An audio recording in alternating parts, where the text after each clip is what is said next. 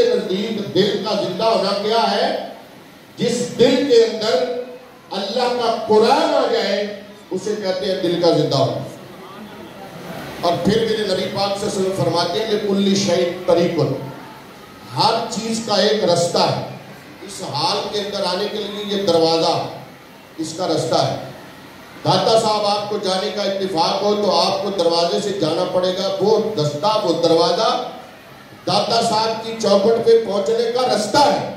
اسی طرح آپ عمرہ شریف پہ چلے جائیں، حج پہ جائیں تو حرم کے اندر داخل ہونے کے لیے دروازے ہیں، باب فاد ہے، باب عزیز ہے، عبدالعزیز ہے، باب عبداللہ ہے، باب صفا ہے، مروہ ہے۔ وہ دروازے حرم کے اندر داخل ہونے کا طریقہ اور ذریعہ ہے۔ اسی طرح مسجد نبی شریف کے اندر دروازے بنے ہوئے، دروازوں کے نام ہیں۔ تو نبی پاک صلی اللہ علیہ وسلم فرماتے ہیں لِكُلِّ شَيْءٍ طَرِيقٌ، ہر چیز کا ایک طریقہ ہے۔ اللہ کے محبوب فرماتے ہیں الجنت طریق بالعلم، فرمایا جنت کا جو راستہ ہے مصطفیٰ فرماتے ہیں وہ علم ہے۔ وہ کیا ہے؟ اب آپ یہ توجہ فرمائیے گا، وہ علم ہے۔ اور پھر میرے آقا کریم علیہ السلام فرماتے ہیں اللہ تعالیٰ نے سلیمان نبی سے پوچھا سلیمان نبی دو چیزوں میں تمہیں اختیار ہے، ایک علم اور ایک مال ہے، دونوں میں سے ایک لینی ہے، علم لے لو یا مال لے لو۔ اب آگے کون تھے اللہ کے نبی؟ اور سلیمان نبی وہ ہے جن کو اللہ نے یک وقت پوری دنیا کی بادشاہی عطا فرمائی۔ لیکن اس کے بعد یہ جو میں بات عرض کرنے لگا ہوں، اللہ نے فرمایا دو چیزوں میں آپ کو اختیار ہے، علم میں اور مال میں۔ تو سلیمان نبی علیہ السلام نے فرمایا یا اللہ مجھے مال نہیں، مجھے علم چاہیے۔ یہ حفظ قرآن اہل علم کی نظر میں علم کا ایک دروازہ ہے، بچے کے اوپر جو کھل جاتا ہے۔ اللہ کے نبی سلیمان علیہ السلام نے جب عرض کی کہ یا اللہ مجھے علم چاہیے مال نہیں، اللہ نے فرمایا اے سلیمان علم بھی ہم نے آپ کو عطا کر دیا اور علم کی برکت کی وجہ سے ہم نے آپ کو مال بھی عطا کر دیا۔ یہ مقام ہے علم۔ آپ یہ بچہ ہے، اس کے گلے میں ہار ہیں، اس کے رشتہ دار آئے ہوئے ہیں، اس کے ساتھ محبت کریں گے، پیار کریں گے، بچے کو تحفے پیش کریں گے، گفٹ کوئی مبارکباد اس کے والد کو۔ اب یہ جو بچے نیچے بیٹھے ہوئے ہیں یہ دیکھ کر ان کے دل میں تڑپ پیدا ہوگی کہ کاش آج ہم بھی حافظ قرآن ہوتے، کاش آج ہم بھی حافظ قرآن ہوتے، ہمارے گلے میں بھی ہار پڑتے۔ بچوں کے دلوں میں شوق پیدا ہوگا۔ اور اگر اللہ کرے کوئی ایک بچہ یہاں سے تیار ہو جائے، ذہن بن جائے، کسی کے والد کا ذہن بن جائے کہ یار یہ حاجی محمد صاحب جناب ان کے بیٹے نے حفظ کیا، انہوں نے اتنی خوشی کا اظہار کیا ہے، میرے پاس بھی بیٹے ہیں، میں بھی حافظ قرآن بناؤں گا۔ اگر وہ بنا دیتا ہے، اس کا بیٹا بھی حافظ قرآن بن جاتا ہے، تو آج یہ محفل کرانے والوں کو اس کا بھی ثواب ملے گا، کیونکہ وہ سبب بنے۔ اور پھر میرے آقا کریم علیہ السلام کا فرمان ہے، حضور فرماتے ہیں جب قیامت کو، یہ تو حقیقت بات ہے نا کہ حافظ قرآن قبرستان کے پاس سے گزر جائے تو اللہ 40 دن عذاب اٹھا دیتا ہے۔ کتنے دن؟ 40 دن اللہ حافظ قرآن کے گزرنے کی وجہ سے۔ یہ میں بیان نہیں کر رہا، نہ میں نے پڑھا ہے کہ حافظ قرآن وہاں کھڑے ہو کے سورہ یاسین پڑھے، حافظ قرآن وہاں پہ کھڑے ہو کے جناب والا سورہ رحمان پڑھے، 114 سورتیں تلاوت کرے، ایک پارہ پڑھے یا پورا قرآن پڑھے یا تھوڑا یا زیادہ پڑھے یا 4 کل پڑھے، یہ نہیں ہے۔ صرف فرمایا وہاں سے گزر جائے حافظ قرآن، بابل حافظ قرآن وہاں سے گزر جائے تو فرمایا اللہ 40 دن عذاب اٹھا لیتا ہے۔ اب آپ ایمانداری سے بتائیں اگر فقط حافظ قرآن برعمل ہو تو وہ گزر جائے تو اس کا مقام یہ ہے، تو جو حافظ بننے کے بعد عالم دین بھی بن جائے، جو قاری قرآن بھی ہو، عالم دین بھی ہو، محدث بھی ہو، مفسر بھی ہو، اس کا عالم کیا ہوگا؟ گزرنے کا۔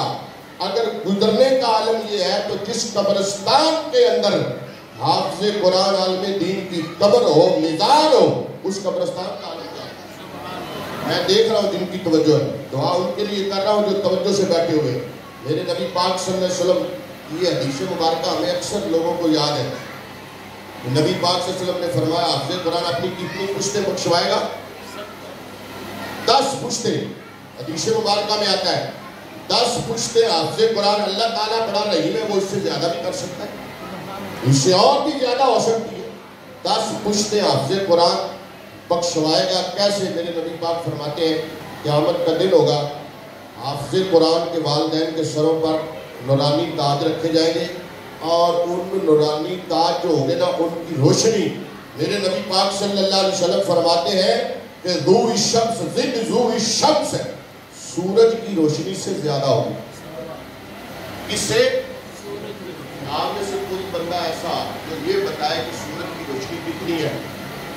ہم نے نہیں پڑھا کہ کلو ہے، 2 کلو ہے، من ہے، ٹن ہے، کتنا ہے. یہ ہے کہ سورج کی روشنی ہے. جب سورج نکلتا ہے تو رات ختم ہو جاتی ہے، جب سورج نکلتا ہے تو اندھیرا ختم ہو جاتا ہے. سورج کی شعاعیں، سورج کی کرنیں، سورج کی مختلف شکلیں، کبھی وہ سرخ ٹکی ہوتا ہے، کبھی وہ سفید ٹکی بن جاتا ہے، کبھی وہ تپش پیدا کرتا ہے، اور اس سے کئی فوائد زمین پر اترتے ہیں سورج سے. اب حضور نے سورج سے تشبیہ کیوں دی؟ فرمایا حافظ قرآن کے والدین کے سر پر جو نورانی تاج رکھے، کاروبار سلو ہو جاتا ہے. قرآن پاک اگر ہر وقت پڑھا جائے، قرآن پاک سے ہر وقت محبت کی جائے، تو یہ قرآن پاک کی شان اور اعزاز ہے. میرے آقا کریم علیہ الصلوۃ والسلام ارشاد فرماتے ہیں کہ کل قیامت کا جو دن ہوگا، اللہ تعالیٰ قرآن کو قوت گویائی عطا، بولنے کی طاقت عطا فرمائے گا. قرآن اپنے ساتھ محبت کرنے والوں کو جنت میں لے کر جائے گا. اب یہ رمضان میں کوئی پیار کرتا ہے، رمضان کے علاوہ کوئی پیار کرتا ہے. ہم جانتے ہیں حافظ قرآن بننا کتنا مشکل ہے. یہ مت سوچے کہ حافظ قرآن ایسے بن جاتا ہے. یہ اساتذہ سے پوچھے، جناب والا جو محنت کرواتے ہیں، صبح اٹھانا بچے کو، والدین سے پوچھے جو پابندی جو چھوڑ کر مدرسے میں آتے ہیں، لے کر آتے ہیں، ان کی خوراک کا خیال رکھنا، لباس کا خیال رکھنا، ان کے تقوی کا، نماز کا، پرہیزگاری کا خیال رکھنا، اور پھر حافظ قرآن بننا. یہ کوئی معمولی ڈگری نہیں ہے، یہ کوئی عام جناب والا عہدہ نہیں ہے جو بچے کو مل جاتا ہے. اور آج کل ہم تو چھوٹی چھوٹی کتابیں، چھوٹے چھوٹے بچے جو اسکولوں میں پڑھتے ہیں، ایک مضمون ملتا ہے وہ یاد کرتے ہیں. سالانہ سال کے بعد امتحان ہوتا ہے، اور حافظ قرآن پورا مہینہ امتحان دیتا ہے. مصلی رسول پہ کھڑے ہو کر اور پورا قرآن سناتا ہے. ایسے ایسے بچے آپ کو ملیں گے کہ جو پورا قرآن پڑھتے ہیں، ایک غلطی بھی نہیں آتی، ایک غلطی بھی نہیں آتی ہے. یہ اللہ کی شان ہے، یہ اللہ تعالیٰ کی طرف سے قرآن کا اعزاز ہے. اس لیے ہمارے لیے لمحہ فکری ہے. آگے سنیں ذرا. میرے پیارے آقا امام الانبیاء صلی اللہ علیہ وآلہ وسلم ارشاد فرماتے ہیں کہ جس وقت بندہ قبر میں جائے گا، قرآن قبر میں ساتھ ہوگا. ایک عورت تھی، بچوں کو قرآن پڑھاتی تھی، ناظرہ قرآن پاک. اور یہ ہے میرے آقا کریم علیہ الصلوۃ والسلام کا فرمان کہ جو بچے کو ناظرہ قرآن پاک پڑھائے گا، اللہ تعالیٰ اس کے والدین کے پچھلے سارے گناہ معاف کرے. یہ ناظرہ قرآن پاک کی بات کر رہا ہوں. آپ جتنے بزرگان دین نے، آپ ان کی زندگی پڑھ کے دیکھتے، کوئی حافظ قرآن ہوگا، کوئی ناظرہ قرآن پاک ہوگا، کسی نے 1 مہینے میں حفظ کیا ہوگا، کسی نے 2 مہینے میں حفظ کیا ہوگا. اعلیٰ حضرت عظیم البرکت رحمۃ اللہ تعالیٰ ویسی عظیم شخصیت ہے جنہوں نے 13 گھنٹے میں اللہ کا قرآن حفظ کیا. 13 گھنٹوں کے اندر اللہ کا قرآن. اتنی آسان کتاب ہے، اتنی عظیم کتاب ہے، لیکن کیونکہ ہمارے گھروں میں ہے، ہمارے موبائل میں بھی ہے. اگر میں یہ سوال کروں، ہو سکتا آپ سب نے پڑھا ہو، لیکن اگر عام آپ سوال کر کے کسی کو دیکھ لیں مجمع میں، بھئی ہاتھ کھڑا کرو، آج صبح سے شام تک کسی نے قرآن پڑھا ہے؟ آپ کو کوئی بندہ نہیں ملے. اخبار پڑھی ہے؟ سارے بندے ہاتھ کھڑا کریں. اخبار پڑھی ہے؟ آج 10 بجے کی خبریں کیا ہے، 9 بجے کی خبریں کیا ہے، سب کو پتہ ہے. قرآن پاک کے بارے میں آپ سوال کریں، قرآن پاک کتنے دن ہو گئے آپ کو کھولے ہوئے؟ ایسے ایسے بندے حاجی صاحب ملیں گے کہ وہ کہیں گے ہم نے رمضان میں بھی نہیں کھولے. قرآن پاک ہر گھر میں موجود ہے، ہر موبائل میں موجود ہے. ہمارے چھوٹے سے بچے کو موبائل کھولنا آتا ہے، قرآن کھولنا نہیں آتا. ہاں جی، ہمارے بڑے بڑے پڑھے لکھوں کو اخبار کی فکر ہے کہ اخبار فروش ہمارے گھر میں صبح اخبار پھینک کر گیا ہے کہ نہیں گیا. قرآن کی فکر نہیں ہے. لیکن قرآن کہتا ہے کہ میرے قریب آؤ، دیکھنا پھر میری برکتیں اللہ تمہارے اندر کیسے داخل کرنا. رحمت کا وہ عورت بچوں کو قرآن پڑھاتی تھی. اس دور میں نا ایک بندہ تھا، کفن چور کفن چوری کرتا تھا. یہ کوئی تعجب والی بات نہیں ہے, یہ ہوتا ہے ایسے. آج کل دیکھ لیں قبروں کے اندر سے وہ مردوں کے جو قبروں کے اوپر جو وہ لوہے کی تختیاں وہ نشئی اتار کے لے جاتے, مسجد کی ٹوٹیاں پنکھے لے جاتے, جوتے اٹھا کے لے جاتے. تو وہ کفن چور تھا. اس دور کے اندر وہ کفن اتارتا تھا. اس نے جب جنازہ ہونا, جنازہ پڑھنا, ساتھ چلے جانا, وہاں قبرستان دیکھنا, قبر پہ نشانی رکھنی, رات کو جانا, مردے کا کفن کھینچ کے لے آنا, صبح اس کو پریس کرنا, کر کے بیچ پوچھ دینا کپڑا یا استعمال کرنا. ایک حافظ قرآن بچی تھی, وہ قرآن پڑھاتی تھی, قرآن کی خدمت کرتی تھی. اس کی موت کا وقت جب قریب آیا تو ایسے لوگوں کو پہلے ہی پتہ چل جاتا کہ ہم دنیا چھوڑنے والے. جب وقت قریب آیا نا تو اس نے اس کفن چور کو پیغام بھیجا. اس کو پتا تھا کہ یہ کفن اتارتا ہے. اس نے اس کو بلا کر پردے کی آڑ میں اس کو کہا کہ کفن چور, میں جانتی ہوں کہ تو کفن چور ہے. وہ گھبرا گیا, پریشان ہو گیا. اس کو تو پتا چل گیا. اس نے کہا گھبرانے کی کوئی ضرورت نہیں ہے, ہدایت تمہیں تب ہی ملنی ہے جب اللہ کی طرف سے آئی. لیکن یاد رکھنا, میں نے ساری زندگی رب کا قرآن پڑھا ہے, ساری زندگی رب کا قرآن پڑھایا ہے. یہ جو مجھے کفن پہنایا جائے گا نا, میرا کفن نہ اتارنا, کفن کا معاوضہ میں تجھے ابھی دے دوں گی. اس نے اسے کفن کا معاوضہ دیا. کفن چور نے لے لیا اور اس عورت نے وصیت کی کہ میرے کفن کو ہاتھ بھی نہیں لگانا ہے, کیونکہ میں نے اللہ کے قرآن کی خدمت کی. چند دنوں بعد یا چند ہفتوں بعد اس کا وصال ہوا, اعلان ہوا. اس کفن چور نے اپنی بیوی کو جا کے سارا قصہ بتایا. بیوی نے کہا کہ لگتا ہے کہ اس کا کفن بڑا قیمتی, اس کا کفن بڑا اعلیٰ ہے, تو اس نے تجھے برگلانے کے لیے ایسا کیا ہے, ایسا نہیں کرنا ہے, تو جا. اس نے جنازے کے اندر شرکت کی, تدفین کے اندر شرکت کی, قبر کے اوپر اس نے نشانی رکھی. گھر آیا, عورت سے کہا کہ تو میں سو جاتا ہوں, آدھی رات تک تو جاگ, اور آدھی رات کے بعد مجھے اٹھا دینا, میں چلا جاؤں گا, تو سو جا. عورت جاگتی نہیں. آپ دیکھیں, آدھی رات کا وقت ہوا, اس نے کفن چور کو اٹھایا. کفن چور اٹھا, اس نے جو بھی ساز و سامان تھا وہ لیا. لینے کے بعد وہ قبرستان گیا, اس نے قبر سے مٹی اتاری. جس کو سمجھ آ رہی ایک دفعہ ذرا کہے سبحان اللہ, ایک دفعہ عظمت قرآن پر اونچی آواز سے کہے سبحان اللہ. یہ قرآن ایسی کتاب ہے جو ساری دنیا میں جتنی بھی کتابیں ہیں وہ آسمانی ہوں, اللہ کی طرف سے نازل شدہ ہوں یا انسانوں کی لکھی ہوں, تمام کتابوں کی سردار اگر کوئی کتاب ہے تو وہ اللہ کا کلام. آپ وہ بندہ گیا, وہ کفن چور گیا, اس نے مٹی وغیرہ اتاری اور قبر کے اندر جب ہاتھ ڈالا نا تو اس کے ہاتھ کو آگے سے اس نے پکڑ لیا. اس نے ہاتھ کو آگے سے پکڑ لیا اور یہ جملہ بولا کہ جنتی تجھے شرم نہیں آتی ہے کہ جنتی کا کفن اتار رہا ہے. کیا جملہ بولا؟ جنتی تجھے شرم نہیں آتی کہ ایک جنتی کا کفن اتار رہا ہے. اس نے فوراً ہاتھ پیچھے کیا اور پوچھا کہ تیرے جنتی ہونے میں تو شک نہیں ہے کہ تو نے اللہ کا قرآن پڑھا ہے, میں جنتی کیسے بن گیا, میں جنتی کیسے ہو گیا؟ اب قبر سے آواز آئی کہ جا, اب یہ دھندا چھوڑ دے, یہ طریقہ چھوڑ دے, یہ عمل چھوڑ دے, یہ کام چھوڑ دے, کیونکہ جس نے میرا جنازہ پڑھا ہے اللہ نے سب کو جنتی بنا دیا. جو میرے جنازے میں شامل ہوا ہے اللہ نے سب کو جنتی کر دیا ہے. کفن چور نے اسی وقت وہ سارا کچھ چھوڑ دیا, اللہ کی بارگاہ میں توبہ کی. یہ اعزاز ہے قرآن پاک. جو قرآن پاک کو پڑھتا ہے, قرآن پاک سے محبت کرتا ہے, اس کی شان یہ ہے.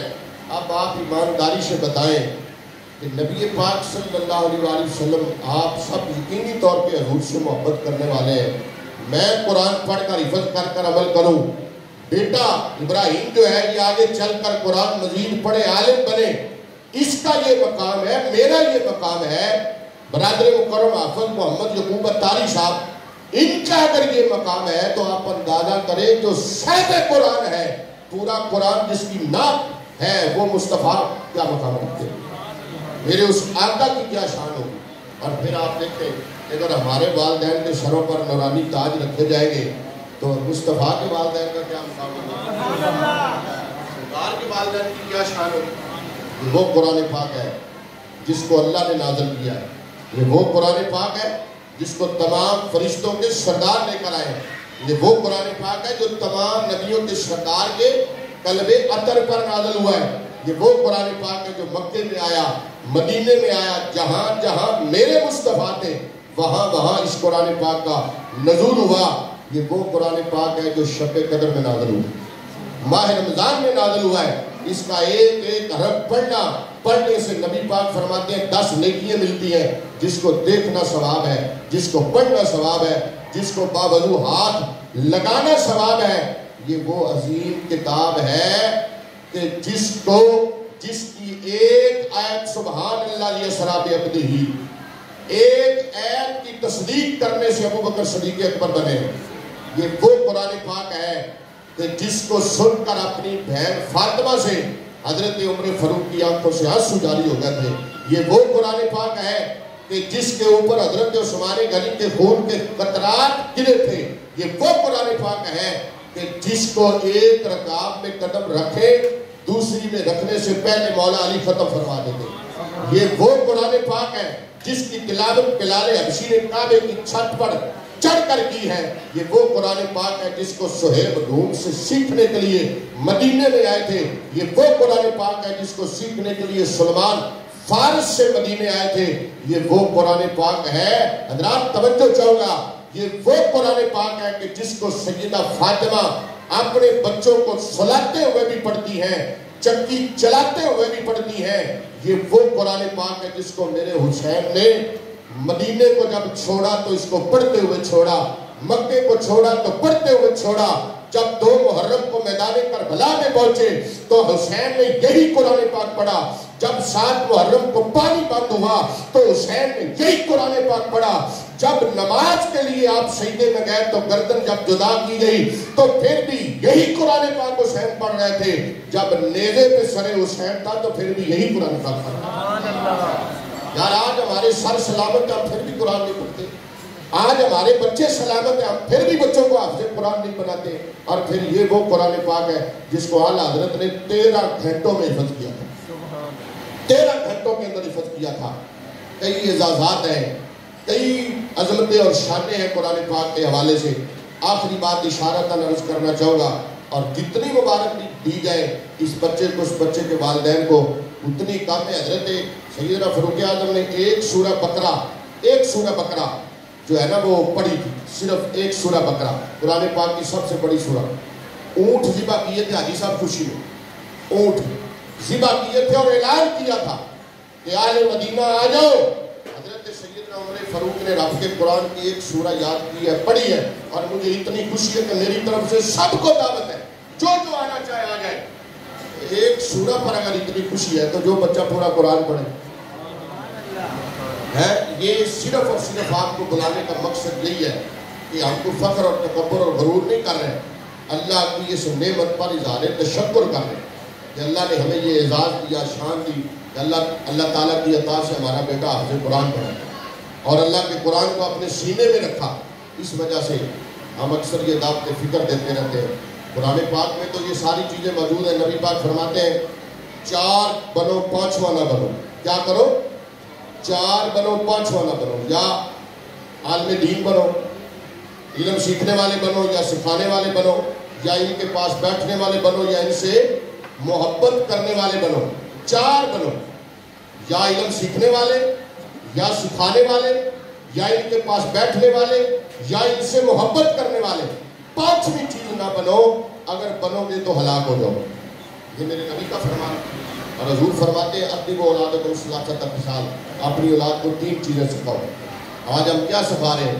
آپ دیکھ لیں, آپ کے سامنے اسکولوں میں جو تعلیم ہے وہ بھی آپ کے سامنے ہے, مدارس میں جو تعلیم ہے وہ بھی آپ کے سامنے ہے. میرے نبی پاک فرماتے ہیں کہ جو ایک تیر چلاتا ہے, ایک تیر جو ہے وہ 3 بندوں کو جنت میں لے کے جائے. کتنوں کو؟ 3 بندوں کو ایک تیر جنت میں لے کے جائے گا, چلانے والے کو, پکڑانے والے کو اور بنانے والوں کو. میرے خیال میں میرے سمیت آپ جتنے بیٹھے, ہمیں تو تیر چلانا ہی سب نہیں آتا. ہمیں کسی نے سکھایا ہی نہیں ہے تیر چلانا. اسکولوں میں تو ہمارے بچوں کو ڈانس تو سکھایا جاتا ہے, باقی دیگر چیزیں معذرت کے ساتھ اصلاح کے طور پر بات عرض کر رہا ہوں. اسکولوں میں ہمارے بچوں کو ناچنا سکھایا جاتا ہے کہ نہیں سکھایا؟ باقاعدہ پریکٹس نہیں کروائی جاتی. کوئی پروگرام جب آتا ہے تو بچوں کو مختلف موضوع دیے جاتے ہیں کہ تو نے یہ کرنا ہے, تو نے یہ کرنا ہے, تو نے وہ کرنا ہے. नबी पाक सल्लल्लाहु अलैहि वसल्लम फरमाते हैं कि जन्नत तलवारों की शायद तले, हमें तो किसी ने तलवार चलाना ही नहीं सिखाई, अगर कोई मस्जिद में सिखाएगा तो हम उसे दहशतगर्द करार दे देंगे।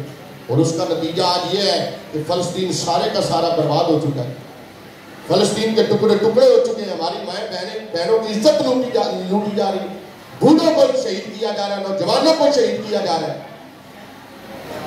उसकी सिर्फ और सिर्फ वजह यह है कि हमने अपने बच्चे उनके हाथों में दे दिए। और आज भी अगर मैदान अमल में कोई बच्चा है, कोई मुजाहिद है, तो वो आपको हाफ़िज़ कुरान मिलेगा, आलिम दीन मिलेगा। आज भी अगर गैरत की आवाज़ कहीं से बुलंद हो रही है तो वो मिंबर रसूल से हो रही है।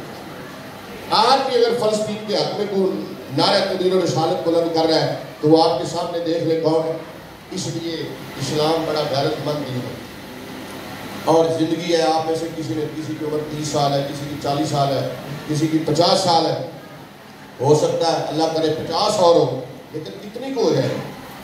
नस्ल पीने वाला भी मर रहा है और आम पानी पीने वाला भी मर रहा है, अच्छी से अच्छी सोसाइटी में रहने वाला भी मर रहा है और आम इलाके के अंदर रहने वाला भी मर रहा है, आला खुराक खाने वाला भी मर रहा है और नाकस खुराक खाने वाला भी, सारे मर रहे हैं। 70-80 साल उम्र है, सब 20 से ऊपर कोई जा ही नहीं रहा, कोई जा रहा है तो वो हॉस्पिटल के चक्कर लगा रहा है। फिर हमें सोचना चाहिए हकीकत इन चीज़ों में नहीं है। हम जनाब वाला नबी पाक फरमाते हैं युहिब्बूना खम्सा व यनसौना खम्सा, युहिब्बूनल माला व यनसौनल इसाबा, युहिब्बूनल कसूरा व यनसौनल कबूरा, युहिब्बूनल माला व यनसौनल इसाबा, युहिब्बूनल मखलूका व यनसौनल खालिक, युहिब्बूना माला व यनसौनल हिसाब। हदीस बड़ी लंबी है, मैं इशारा कर रहा हूँ। नबी पाक फरमाते हैं कुर्बे क़यामत लोग 5 चीज़ों को याद रखेंगे, 5 को भूल जाएंगे। माल से प्यार होगा, हिसाब को भूल जाए। आज हर बंदा माल इकट्ठा करने को पड़ा हुआ है, हिसाब का किसी को पता नहीं।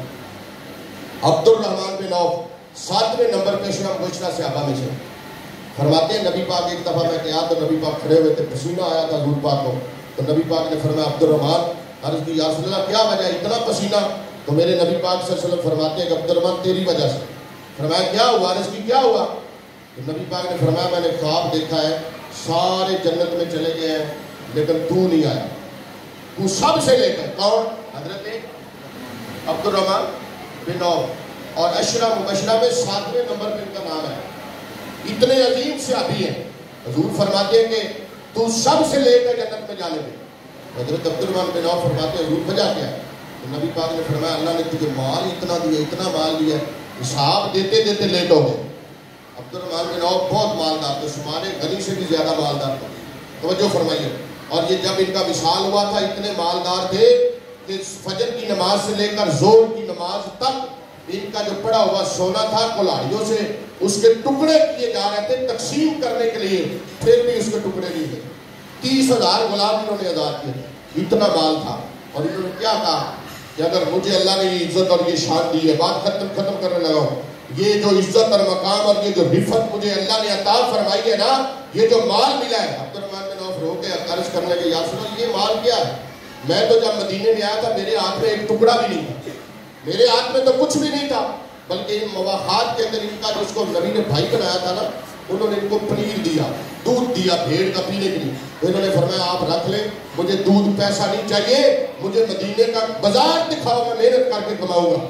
फिर इतना कमाया कि 30,000 गुलाम इन्होंने अपनी जिंदगी में आजाद किए। जब ये फौत हुए थे तो मदीने के पहाड़ों पर इनके ऊँट चल रहे थे, इतना माल था। 80,000 दिनार एक बीवी को, 12 बीवियों में से यके बाद दीगर एक बीवी को 80,000 दिनार विरासत में से मिले। आप अंदाजा करें इतना माल था। और आप क्या फरमाते हैं कि जो कुछ भी मिला हुजूर की निस्बत की वजह से, इस वजह से आप कम अज कम कुछ ऐसा करके जाए। खत्मों में हम जाते हैं, हदीस सुनते हैं, नबी ने फरमाया सदका जारी है, औलाद सदका जारी है। कौन सी औलाद? अच्छी औलाद, अच्छी औलाद आपके लिए सदका जारी है। इसलिए बातें बड़ी हैं लेकिन वक्त नहीं है, माहौल भी यकीनी तौर पर शादी हाल का आपको पता मामलात होते हैं, बातें बहुत हैं। लेकिन जितनी भी मुबारकबाद दी जाए बेटे के उस्ताद मोहतरम को और इनके वालिदैन को, हकीकत कह रहा हूँ, मेरे नबी पाक सल्लल्लाहु अलैहि वसल्लम ने बड़ी शान बयान फरमाई है। तो हम जानते हैं, हमने पढ़ा हुआ है और हमारी आंखों से ये हदीसें गुजरी हैं। ये तो पता चलेगा जब आंखें बांधूंगी।